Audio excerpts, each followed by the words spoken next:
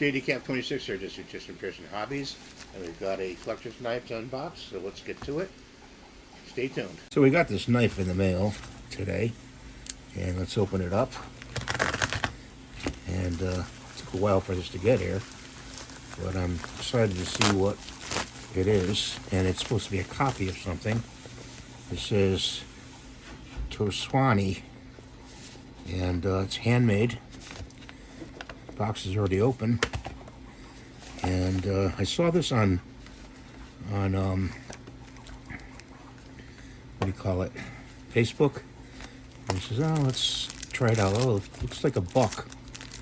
It's about the size of a buck, a little bit smaller, but the one they showed on Facebook seemed a little bit bigger than this, and it's one of these. This is actually the Hunter model. Okay, and to close it, you close it like this. I was expecting the larger model, but it's a good rendition of it. Not as expensive as the real buck, you know. It comes in a very cheap leather pouch. Okay. Does snap close, but it'll do. And what else is in here? It's got a little pouch that comes with it. Do save your boxes if you do collect knives.